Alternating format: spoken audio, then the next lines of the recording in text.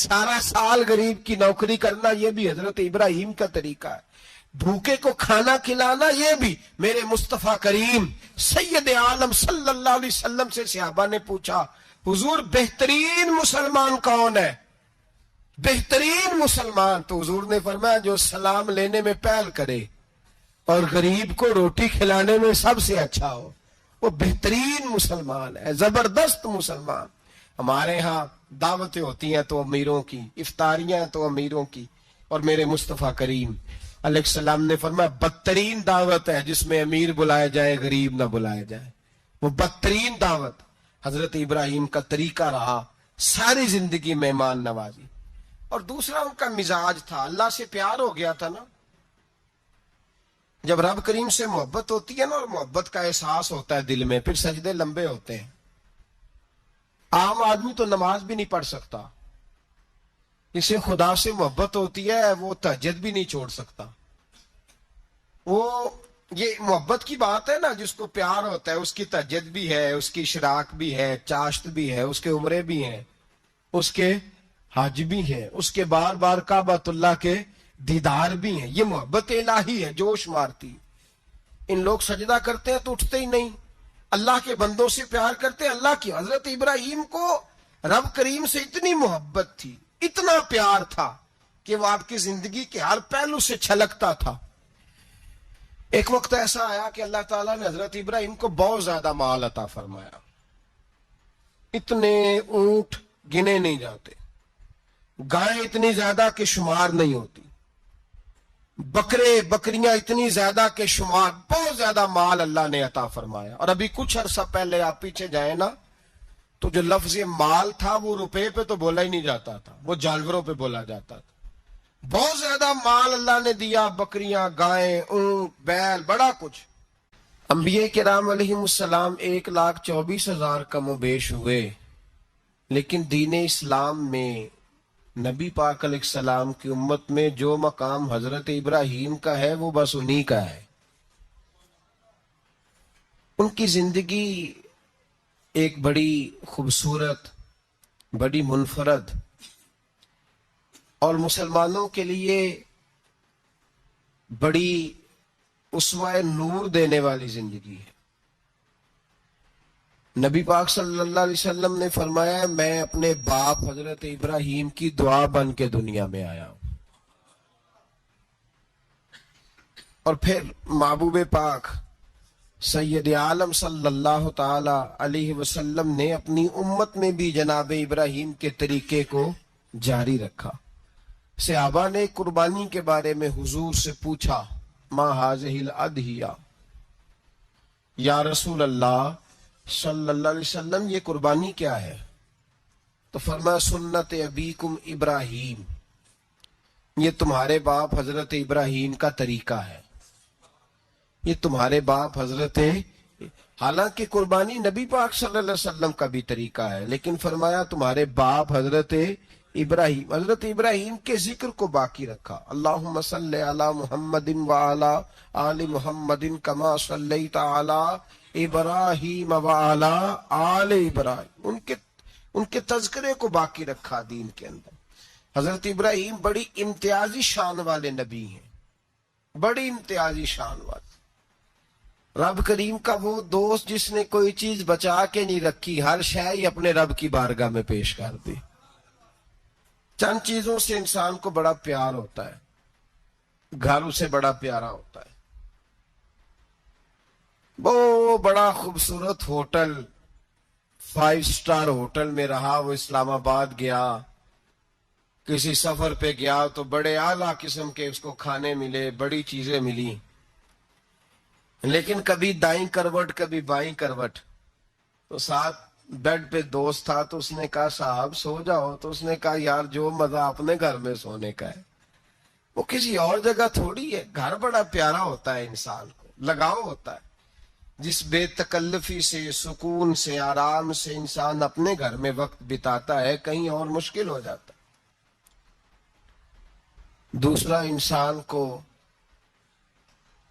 औलाद बड़ी प्यारी होती है, बड़ी अजीब शय, ना हो तब भी बड़ा दुख है। اور ہونے کے بعد بھی اس کی بڑی آزمائشیں. یہ بڑی ایک میٹھی چیز ہے. اولاد ایک بڑا عجیب سا میوہ ہے.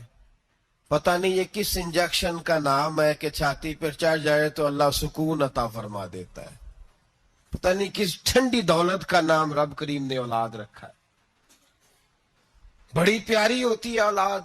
پھر تیسری چیز انسان کی اپنی جان ہے.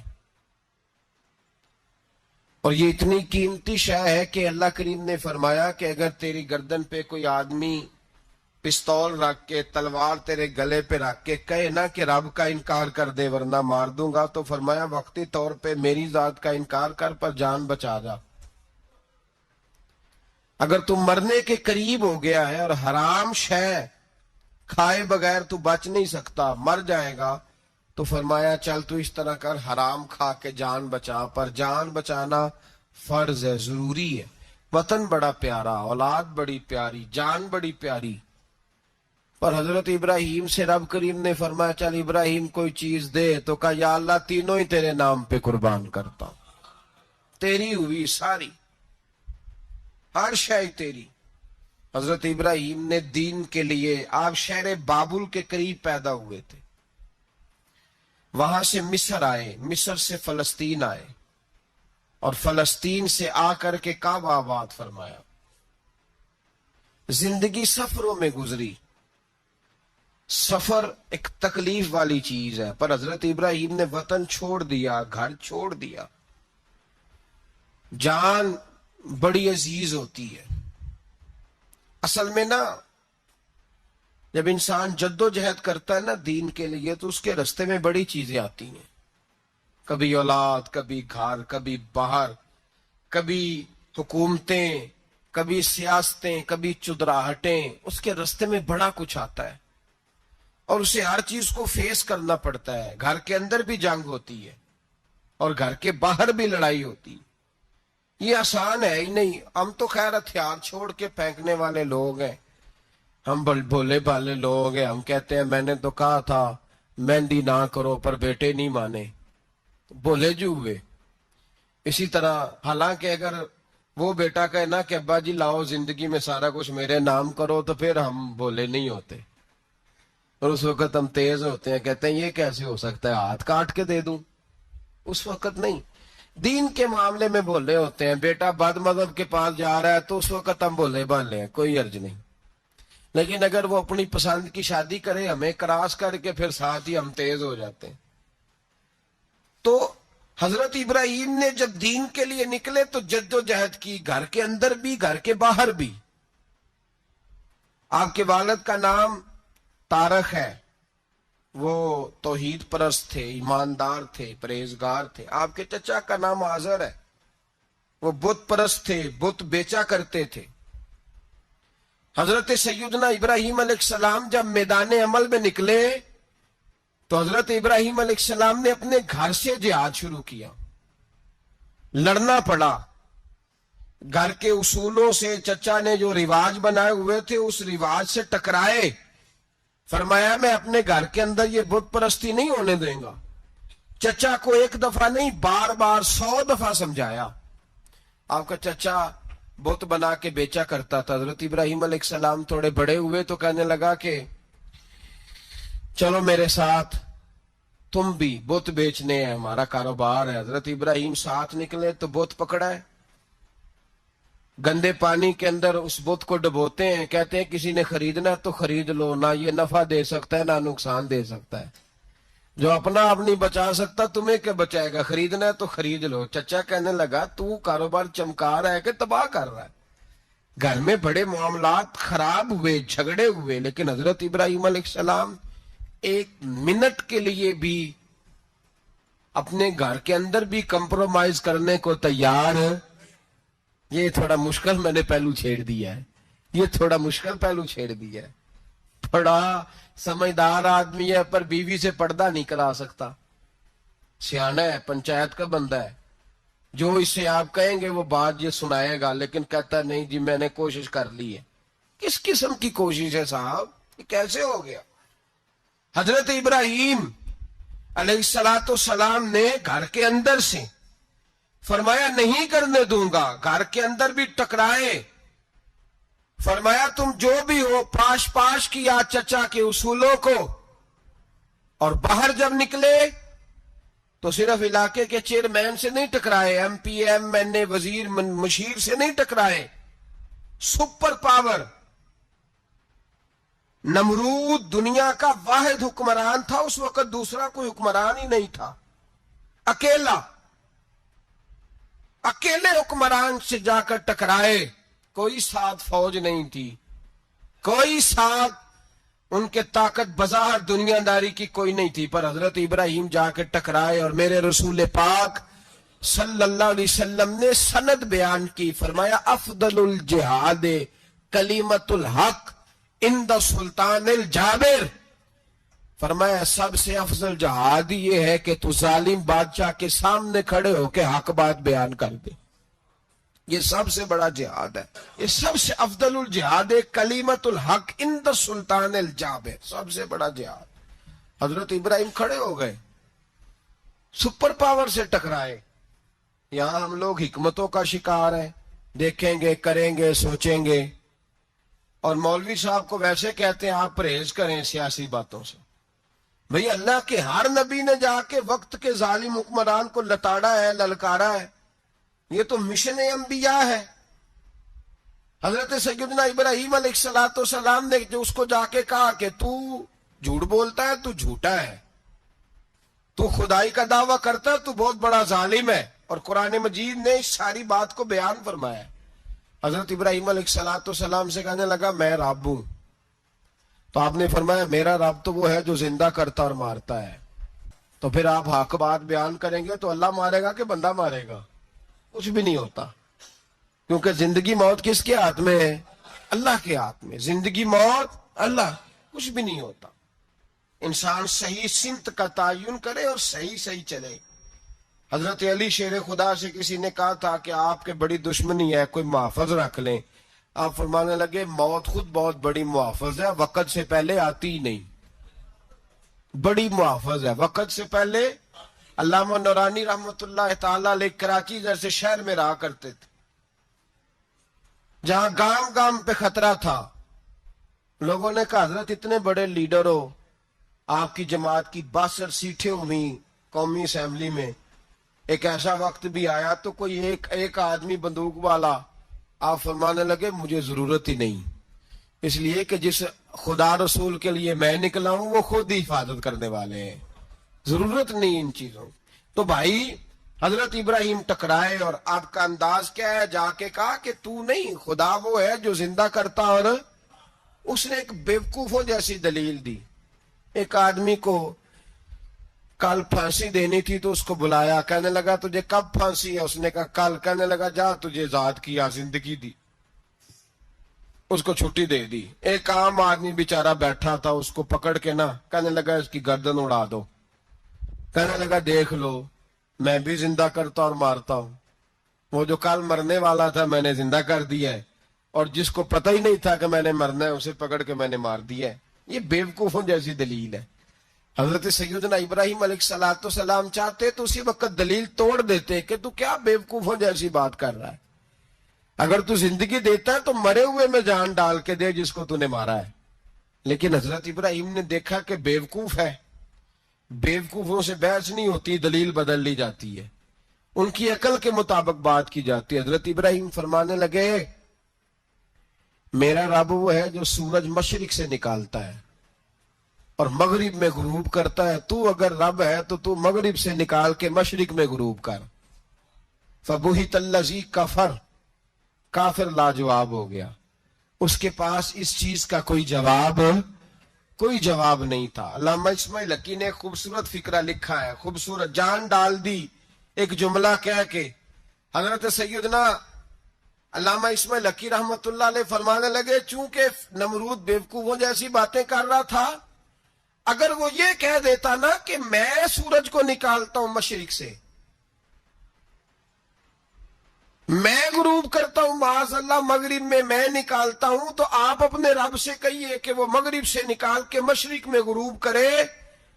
علامہ اسماعیل حقی فرماتے ہیں رب کریم کی آواز قدرت تھی, मालिक हजरत इब्राहिम अलैहिस्सलाम के इस, अगर वो कह देता और हजरत इब्राहिम दुआ कर देते तो रब करीम ने फरिश्तों को तैयार बिठाया हुआ था। फरमाया अगर ये कह दे मेरे खलील से कि सूरज मगरिब से निकाल के मशरिक में गुरूब करना है तो तैयार रहना, जिस तरह खलील कहेंगे वैसे ही कर देंगे। वत्तखज़ल्लाहु इब्राहिम खलीला, इब्राहिम हमारा दोस्त जो हुआ, जैसे कहेगा वैसे कर देंगे। हजरत सैयदना इब्राहिम अलैहिस्सलाम की बातों का जब जवाब न दे सका, दलील नहीं बंदा देता, फिर लड़ाई करता है, फिर झूठे मोटे एतराज करता है। दलील खत्म होती है तो लोग जातियात में उतरते हैं, कहते हैं ये खांसता सही नहीं, देखता सही नहीं। दलील खत्म, अब जातियात पे उतरे, कहने लगे मुझे पता चला है कि ये फलानी जगह गया था तो वहां जाके इसने इस तरह किया है। फिर लोग जातियात पे उतरते हैं, जब दलील का जवाब दलील से नहीं दे पाते फिर जातियात पर उतरकर हमले करते हैं। हजरत इब्राहिम के दलाइल का जवाब नमरूद ना दे सका तो कहने लगा कि इसको आग में डाल दो। कौम गई हुई थी सारी, आपने बात सुनी हुई है, मैंने सिर्फ इशारा देना है, मेले पे। तो हजरत सैयदना इब्राहिम अलैहिस्सलाम ने सारे बुत तोड़ दिए, कुल्हाड़ा बड़े बुत की गर्दन पे रखा, वापस आए, कहने लगे बुत किसने तोड़े हैं? तो फरमाया इससे पूछ लो जिसकी गर्दन पे कुल्हाड़ा है। कहने लगे ये तो बोल ही नहीं सकता। तो फरमाने लगे बड़े बेवकूफ हो जो बोलता ही नहीं, सुनता ही नहीं, अपना आप नहीं बचा सकता, उसकी पूजा करते हो। कहने लगे पकड़ो, दलीलें खत्म हो गई, इसको आग में डालो।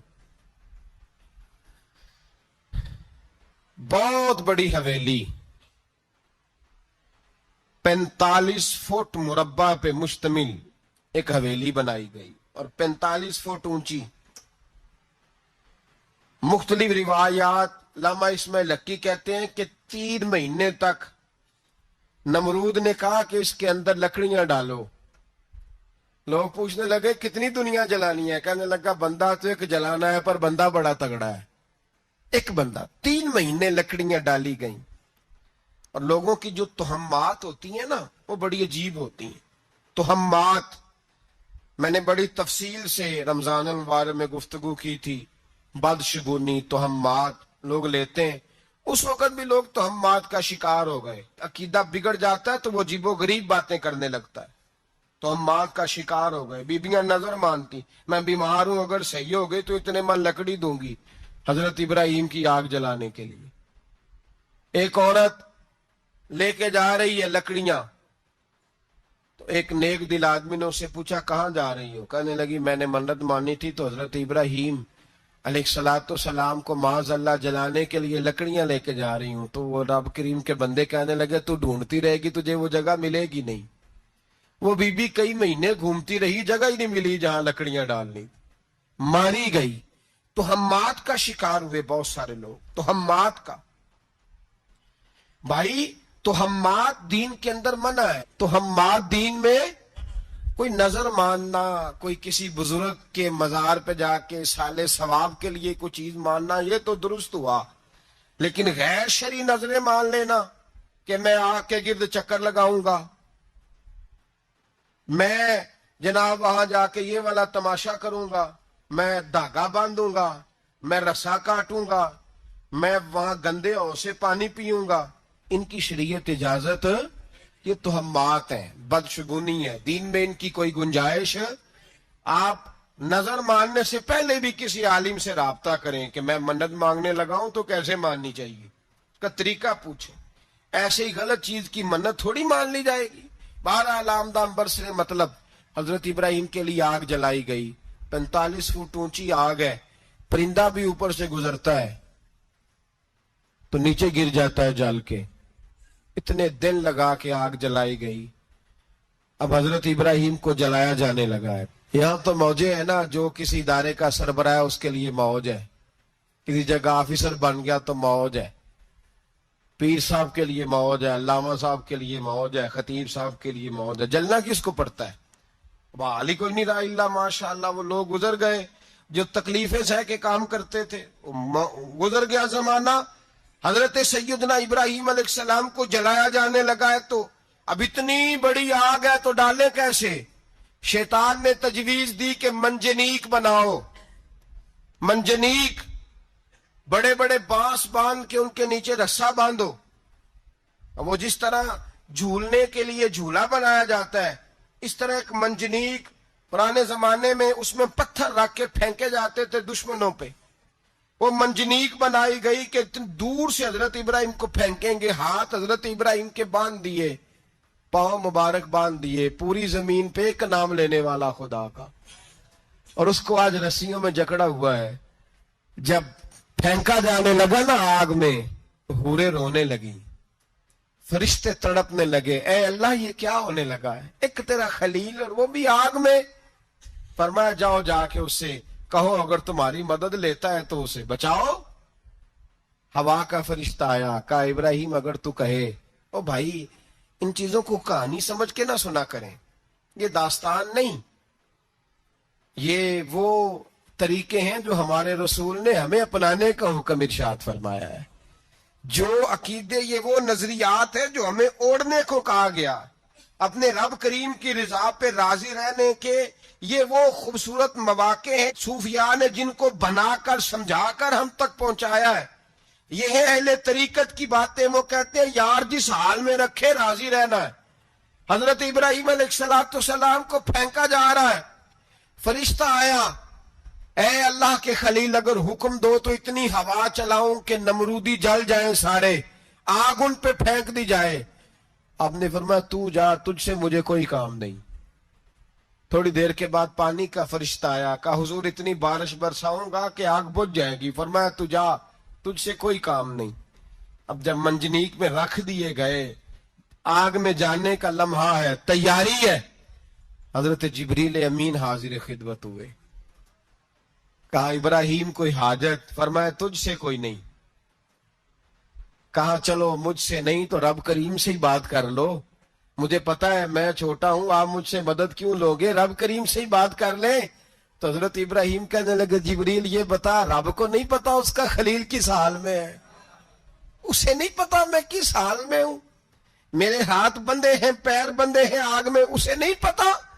बताया तो उसे जाता है जिसे खबर ना हो। तो अगर उसे पता है, तो अगर वो जलाने पे राजी है तो मैं भी जलने को तैयार हूं, मैं तैयार हूं, मैं तैयार हूं। उसे कहो ठीक है। हजरत सैयदना इब्राहिम अलैहिस्सलाम को मंजनीक में डाल के जो फेंका आग में, या नारुकूनी बरदम व सलामन अला इब्राहिम, अल्लाह ने फरमाया ए आग मेरे इब्राहिम पे ठंडी भी हो जा और सलामती वाली भी हो जा। हजरत इब्राहिम को दो फरिश्तों ने बिठा दिया जमीन पे, फूल खिले हैं, कौंपले महक रही हैं, कलियां खुशबू दे रही हैं। हजरत इब्राहिम ने सर सजदे में रख दिया, सुबहान अल्लाह वल्हम्दुलिल्लाह वला इलाहा इल्लल्लाह वल्लाहु अकबर। हजरत इब्राहिम अल्लाह की तस्बीह पढ़ने लगे, रब करीम का शुक्र बजा लाने लगे। निकले वहां से, कुछ दिन गुजर गए, निकले, हुक्म हो गया इब्राहिम इलाका छोड़ दो। हजरत इब्राहिम अलैहिस्सलाम वहां से निकल के मिस्र आए, चचा के पास ठहरे। उन्होंने अपनी बेटी जनाबे सारा का निकाह कर दिया। कुछ आगे बढ़े तो एक जालिम बादशाह से टकराए। उसने एक शहजादी, एक बादशाह की बेटी कैद की हुई थी, जनाबे हाजरा नाम था, उनको कैद से छुड़ा के साथ लाए। हजरत लूत अलैहिस्सलाम भी साथ। ये 4 लोगों का काफिला चला, फलस्तीन में जाके पड़ाव डाला, घर बार छोड़ा, तबलीग शुरू हुई। हजरत इब्राहिम के घर में 2 खवातीन है, एक आपकी बीवी है, एक हजरत हाजरा है। औलाद कोई नहीं, बड़ा मेवा है मीठा। घर वही आबाद होता है जिसमें बच्चे रोते हैं, घर होता ही वो है जिसमें बच्चों की चंचनाहट होती है, भिन बनाहट होती है। हजरत इब्राहिम ने एक बच्चा रोते हुए देखा तो आंखों में आंसू आए, कहने लगे रब्बी हबली मिनस सालिहीन, या अल्लाह मुझे भी नेक औलाद अता कर दे। हजरत सारा ने सुन लिया, कहने लगी इब्राहिम शायद मेरे बतन से तो आपको नसीब नहीं, हाजरा से निकाह कर लो। नाबे हाजरा से निकाह हुआ। अल्लाह तो बड़ा बेनियाज है, रब करीम ने हजरत इस्माइल जैसा खूबसूरत बेटा अता फरमाया। बेटा काला स्याह भी हो तो सीने की ठंडक होता है, पर ये तो वो बेटा है जिसकी पेशानी में नूरे मुहम्मदी चमकता है। صلی اللہ علیہ وسلم. حضرت سیدنا اسماعیل علیہ اتنے خوبصورت. اب جس بیوی کے یہاں بیٹا تھا بیٹھنا اٹھنا بھی زیادہ اس کے پاس, آنا جانا بھی اس کے پاس, توجہ ادھر ہو گئی. جناب سارا رشک کرنے لگی. ایک دن کہنے لگی اسے چھوڑا جنگل میں, وادی غیر ذی زرع مکے کے پاس. بھائی ایک بیٹا عالم دین بنا لو. کہنے لگا روٹی کہاں سے کھائے گا؟ تیرے 5 بیٹے ہیں, ایک کو حافظ قرآن بنا, کہتے روٹی کہاں سے کھائے گا؟ وہ بچہ بھی کہتا ہے میں کہاں سے کھاؤں گا. حضرت ابراہیم علیہ السلام تو چند مہینے کا بچہ چھوڑ آئے, تو کہاں سے روٹی کھائی حضرت اسماعیل نے؟ کہاں سے کھائی ان کی اماں نے روٹی؟ بھوکے مر جاتے ہیں یہ سارے. میں بڑی ذمہ داری سے کہا کرتا ہوں کہ جتنی خوبصورت روٹی اللہ کریم دین کے خادموں کو عطا کرتا ہے شاید کسی اور کے نصیب ہوتی ہو, لیکن ہم لوگ توجہ ہی نہیں کر رہے. ہمارا ذوق ہی نہیں بن رہا. ہم یہ محنت ہی نہیں کر رہے کہ قوم کو مستند علماء کی ضرورت ہے. علاقوں کے علاقے خالی ہیں, ادھر ہمارا مزاج ہی نہیں بن رہا, توجہ ہی نہیں دین کی خاطر. اور پھر چلے بچے تو بعد کی بات ہے نا, جو بھی خود جوان ہے وہ بھی یہ دعا. ایک صاحب مجھے کہنے لگے میں دعا مانگ رہا ہوں اللہ مجھے بیٹا دے تو میں اسے دین پہ لگاؤں گا. تو میں نے کہا آپ بھی بوڑھے نہیں ہوئے, آپ خود ہی لگ جائیں. بیٹا تو ابھی آئے گا تو لگے گا نا. تو آپ تو اس وقت ہے تو آپ تو پہلے لگے نا صاحب. 2 گھنٹے تو نکال کے آئے, دین سیکھنے کو کافی ہے. آپ اتنی لمبی سوچ رہے ہیں کہ بچہ آئے گا تو بڑا ہوگا تو وہ جائے گا تو دیکھی جائے گی. ابھی تو آپ ہیں تو آپ تو آؤ. حضرت ابراہیم نے بچہ وہاں چھوڑا. یہاں سے جو عمرہ کرنے لوگ جاتے ہیں نا, جو حج کرنے جاتے ہیں, ان کو پتا ہے کہ وہاں دنیا کی ہر نعمت ملتی ہے, پھر بھی ڈبل ٹرپل پیسے لوگ جیبوں میں ڈال کے جاتے ہیں. حضرت ابراہیم جب وہاں لے کے گئے تو کوئی انسان نہیں تھا, پانی کا قطرہ نہیں تھا. 2 کلو کھجوریں, ایک مشکیزہ, بیوی کو تھمایا. ہمارے گھر میں ہزاروں چیزیں پڑی ہیں, لیکن وہ جو توکل ہے نا وہ ختم ہو گیا ہے. اللہ دے گا, حلال حلال پہ قناعت کرے, جائز جائز پہ بھروسہ کرے, رب کریم عطا کرنے والا ہے. وہ مزاج ختم ہو گیا. حضرت سیدنا ابراہیم علیہ السلام 2 کلو کھجوریں, ایک مشکیزہ پانی کا دے کر کے, اور وہاں بٹھایا آپ نے اپنے بچے کو اور اپنی زوجہ جناب ہاجرہ کو, اور بٹھا کر کے یہ واپس پلٹنے لگے تو حضرت ہاجرہ سلام اللہ علیہ نے آواز دی, کہا ابراہیم کس کے سہارے پہ چھوڑ کے جا رہے ہیں؟ جہاں آب زمزم کا کنواں ہے نا, جو لوگ گئے ہیں انہوں نے صفا مروہ کی صحیح کی ہے, صفا مروہ سے باہر نکلے نا, سرکار کی ولادت کا مقام ہے, اس جگہ پہ آب زمزم کا کنواں تھا. وہاں حضرت سیدنا ہاجرہ کو بٹھایا. کوئی چیز نہیں, کوئی درخت نہیں, کوئی کھیت نہیں, کوئی پانی نہیں, کوئی کنواں نہیں. وہاں بٹھایا اور بٹھا کر کے نکلنے لگے تو جناب ہاجرہ فرمانے لگی ابراہیم کس کے سہارے پہ چھوڑ کے جا رہے ہو؟ کہنے لگی اللہ کے سہارے پہ. تو پاک باز بی بی نے ایک لفظ پوچھا, کہا ابراہیم یہ میرے رب کا حکم ہے؟ یہ میرے, بس جن کا عقیدہ توحید مضبوط ہو ان کے لیے ایک جملہ کافی ہوتا ہے, یہ میرے اللہ کا حکم ہے. تو جناب ابراہیم علیہ السلام فرمانے لگے ہاجرہ ہاں رب کا حکم ہے. جب یہ لفظ کہے تو چاہیے تھا نا حضرت ابراہیم تسلی دیتے, تو بی بی شربت تسلی دینے لگی. عرض کرنے لگی ابراہیم اگر اللہ کا حکم ہے تو پھر آپ ہماری فکر نہ کرنا. اگر یہ رب کا حکم ہے تو پھر ہماری فکر نہ کرنا. جس رب نے ہمیں یہاں تک پہنچایا ہے وہ ہمیں کبھی بھی ضائع نہیں فرمائے گا, پھر فکر نہ کرنا. حضرت ابراہیم آ گئے. بات آپ نے سنی ہوئی ہے, اشارہ کرنا مقصود ہے. 13 سال میں چلے مان بھی لیا جائے بعض روایات کی روشنی میں کہ آتے جاتے بھی رہے, لیکن مکمل دیکھ بھال اپنے بچے کی پرورش میں پورا حضرت ابراہیم علیہ السلام کا کردار, سارا کردار ماں کا تھا. میں جب خواتین کے بارے میں کوئی بات کرتا ہوں تو میں آپ کو اکثر کہتا ہوں کہ یہ صرف بیوی کے لیے حکم نہیں ہوتا, یہ ٹریننگ بیٹی کو دینی ہے اور بہن کو دینی ہے. یہ تربیت کرے اپنے گھر میں. میں تجربے کی روشنی میں یہ بات عرض کیا کرتا ہوں کہ بھائی بچے باپ کے فرما بردار اس وقت ہوتے ہیں جب اماں انہیں باپ کا فرما بردار کرتی ہے، اور بچے باپ کے نافرمان بھی تب ہوتے ہیں جب اماں انہیں باپ کا. میں نے اپنے کانوں سے سنا ایک دفعہ ایک بچہ اپنے باپ سے کہہ رہا ہے آپ نے تو ساری زندگی باہر گزار دی، پیسے کمانا کون سا مشکل کام ہے، دکھ سکھ تو سارے اماں نے برداشت کیے، سکولوں میں وہ جاتی تھی، فلانا کام وہ کرتی تھی، فلانا کام. اب یہ سوچ اس کی ذاتی تو نہیں، یہ اس کو دی گئی ہے. اور اگر اس کو یہ سوچ دے دی جائے کہ اماں کہے کہ میں تو اپنوں میں رہی ساری زندگی، میں نے تو اپنوں میں وقت گزارا، اور تیرا باپ تو کئی دفعہ جنازے بھی نہیں پڑھ سکا، اس نے تو ماں باپ ایسے دفن کر دیے، وہ اگر یہ سوچ فراہم کرے تو پھر بچہ باپ کا فرما بردار ہوتا ہے. اور یہ والی روایتیں ہم بیوی کو سناتے ہیں، حالانکہ کس کو سنانی چاہیے؟ بولیے. بہن اور بیٹی کو، بہن اور بیٹی کو سنائیں یہ باتیں، ان کو سمجھائیں تاکہ آگے جا کے وہ جو گھر ترتیب دے وہ گھر بڑا عمدہ اور نکھرا ہوا ہو. حضرت سیدنا ابراہیم 13 سال کے بعد آئے، چونکہ گھر میں اللہ تبارک و تعالیٰ کی دوستی کا چرچا تھا، اللہ تبارک و تعالیٰ کی محبوبیت کا غلبہ تھا. 13 سال کے بعد فلما بالغ معہ سعیا، بیٹا جب اتنا بڑا ہوا کہ سال چلنے لگا تو حضرت ابراہیم نے اپنے بیٹے کو بلا کے کہا بیٹا مجھے خواب آئی ہے، میں تجھے ذبح کر رہا ہوں، تیری کیا رضا ہے؟ تو حضرت اسماعیل کہنے لگے یا ابت افعل ما تؤمر، ابا جی اللہ جیسے حکم دیتا ہے میرے ساتھ ویسے ہی کریں، جیسے اللہ حکم دیتا ہے ویسے ہی، بولیے، ویسے ہی کریں.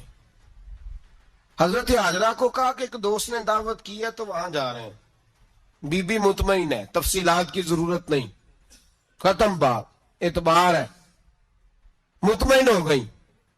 شیطان پیچھے سے آیا اماں کے پاس، ذرا تھوڑی دیر کے لیے تصور جمائیے، یہاں تو پڑوسن آ کے کوئی بات بتا دیتی ہے خاوند کے بارے میں تو کئی مہینے جھگڑا جاری رہتا ہے، پڑوسن محلے دار. شیطان نے آ کے بتایا لفظ کیا ہے؟ کہا حضرت تمہیں پتہ ہے کہاں جا رہے؟ کہا دوست کی دعوت میں. تو کہنے لگے دوست کون ہے؟ رب کریم. اور ابراہیم کا خیال ہے کہ اس رب نے مجھے حکم دیا ہے کہ میں ذبح کروں. تو حضرت حاجرہ کہنے لگی کبھی باپ بھی بیٹا ذبح کرتے ہیں؟ شیطان کہنے لگا ان کا خیال ہے کہ ان کے رب نے حکم دیا ہے. تو جناب حاجرہ فرمانے لگی اگر رب نے حکم دیا تو پھر تو مجھے شیطان لگتا ہے، تو مجھے شیطان لگتا ہے. کا کیا مطلب؟ فرمانے لگی اگر رب کریم کا حکم ہے تو میرے پاس ایک اسماعیل ہے، اگر 1000 بھی ہوتے میں سارے اللہ کے راستے میں پیش کر دے دیتی. مالک کا ہی تو ہے سارا کچھ، اسی کا ہے، اس میں لیت اللہ کی کیا گنجائش؟ حضرت سیدنا ابراہیم علیہ السلام نے بیٹے کے حلق پہ چھری رکھ بھی دی اور چھری چلا بھی دی، رکھ بھی دی، اور وہ تو اللہ کریم نے فرمایا یا ابراہیم قد صدقت الرؤیا، ابراہیم تو نے خواب سچا کر دکھایا، وہ قیامت تک تیرا نام رہے گا. حضرت ابراہیم نے وطن بھی دیا، جان بھی دی، بیٹا بھی، اللہ کریم نے دمبے دیے، فرمایا یہ فدیہ ہے. اب یہ قربانی قیامت تک حضرت ابراہیم کے طریقے کے مطابق جاری ہے. حضرت ابراہیم بہت بڑے مہمان نواز تھے، بہت بڑے. آپ جب مصر میں قیام تھا تو بڑے بڑے لمبے چوڑے لنگر پکتے تھے، لوگ آیا جایا کرتے تھے، بڑا تفصیل کے ساتھ کھانا ہوتا تھا. مہمان نوازی آپ کی خاص صفت مبارکہ ہے. ہمارے ہاں بھی مہمان نوازی ہوتی ہے امیروں کی، بلکہ اب تو مہمان نوازی اس طرح کی ہے کہ کل تیری میرے پاس دعوت ہے اور پرسوں میری تیرے پاس ہے. وہی امیروں میں وہ چکر رہتا ہے، پارٹیاں دوست ایک دوسرے کو ڈالتے ہیں، تیری طرف پارٹی، تیری طرف. اور اسی انداز میں اب یہ عید آئے گی نا، ٹکا پارٹیاں ہوں گی جگہ جگہ، اور لوگ سوال پوچھنے لگے ابھی سے، کہتے ہیں قربانی کا کتنا گوشت گھر رکھنا جائز ہے؟ قربانی کا کتنا گوشت گھر رکھنا جائز ہے؟ سارا ہی جی. اس لیے فریزر لے لے، فریج سے نہیں کام چلے گا. سارا ہی جائز گھر رکھنا، سارا ہی جائز ہے، رکھ لیں. او خدا کے بندے، قربانی وہ بندہ دیتا ہے جو سارا سال ہی گوشت کھاتا ہے. صحیح کہہ رہا ہوں؟ قربانی صاحب نصاب صاحب استطاعت بندہ دیتا ہے نا، تو وہ سارا سال ہی گوشت تو سارا گھر میں رکھنا بھی جائز ہے، لیکن سارا دے دینا بھی، تو جو آ رہی ہے اس پہ کیوں توجہ کرتے ہو، جو دوسرا جائز ہے اس پہ کیوں نہیں عمل کرتے؟ سارا تقسیم کر دیں، بات ختم ہوئی۔ یقین کریں محرم میں جا کے دوست ٹیلی فون کر کے سوال پوچھتے ہیں، کہتے ہیں صاحب سنا ہے قربانی کا گوشت محرم میں کھانا جائز نہیں۔ میں کہ نہیں، ربیع الاول چ بھی جائز ہے، رجب رمضان تک کھاؤ، کوئی بندہ نہیں منع کرتا، اس لیے کہ کسی کو دینا تو پسند ہی نہیں، یا پھر اس میں سے جو خاص خاص چیزیں ہیں وہ اپنی فریج میں اور باقی جو ہے وہ دوسروں کے لیے۔ یہ کیا طریقہ ہے ہمارا؟ اور اسی پہ عمل ہے۔ اللہ تبارک و تعالی ہمیں سمجھنے کی توفیق عطا فرمائے۔ حضرت ابراہیم بہت بڑے مہمان نواز تھے، صرف قربانی نہیں دیتے تھے، سارا سال بہت سارا لنگر، بہت سارا کھانا پینا، بہت ساری چیزیں جاری رہتی تھی۔ اور جتنے غریب لوگ تھے فلسطین کے، ان کو پتا تھا کہ حضرت ابراہیم علیہ السلام کا لنگر جاری ہے۔ فلسطین میں جب آپ کا قیام تھا، ایک دفعہ ڈھیروں مہمان آ گئے اور کھانے کو کوئی چیز نہیں۔ حضرت سارہ اور جناب ہاجرہ دونوں اس وقت موجود تھیں۔ وہ کہنے لگی ابراہیم بہت سارے مہمان آ گیا تو کیا کریں؟ جناب سارہ کہنے لگی کس طرح کر کے ان کی مہمان نوازی کرنی؟ اور حالات یہ ہیں کہ قحط پڑا ہوا ہے فلسطین میں، مصر میں، دور دراز علاقوں میں۔ تو حضرت ابراہیم کہنے لگے یہ اللہ کے مہمان ہیں اور ہمیں رب کریم کا بندہ سمجھ کے آ گئے، اللہ ہی بندوبست کرے گا۔ فرمانے لگے میرا مصر میں ایک دوست ہے، وہ قحط کے دنوں میں غلہ جمع کر لیتا ہے، میں اس کی طرف پیغام بھیجتا ہوں، مجھے امید ہے وہاں سے غلہ ملے گا۔ 2 3 5 اونٹ والے غلام بلائے اور ان کو کہا کہ جاؤ غلہ لے آؤ مصر کے دوست سے۔ وہ لوگ کہتے ہیں ہم غلہ لینے گئے، وہاں جب پہنچے تو حضرت ابراہیم خلیل اللہ علیہ السلام کا پیغام دیا تو آپ کا وہ دوست کہنے لگا غلہ تو بے شمار تھا، مجھے خبر نہیں تھی کہ حضرت ابراہیم کا پیغام آئے گا، تو میں تو سارا تقسیم کر چکا ہوں، لوگ لے گئے، اب تو کوئی شے نہیں۔ اب وہ خالی آ گئے، 5 کے 5 اونٹ۔ جب خالی آئے تو حضرت ابراہیم کی حویلی کی دیواریں چھوٹی چھوٹی تھیں، ان غلاموں میں سے، خادموں میں سے، آپ کے ان چاہنے والوں میں سے کہنے لگا یار وہ غریب تو انتظار کر رہے ہوں گے کہ غلہ لینے گئے ہیں، ہمیں روٹی ملے گی۔ چھوٹی چھوٹی دیواریں ہیں، وہ جب دیکھیں گے نا خالی آ گئے تو انہیں تکلیف ہوگی، اس طرح کرو بوریوں میں ریت بھر لیتے ہیں، ریت بھر کے لے جاتے ہیں، بعد میں اندر رکھ کے انہیں سمجھا بہلا لیں گے، یا حضرت ابراہیم کو بتائیں گے، وہ خود ہی ان لوگوں کی دل جوئی فرمائیں گے۔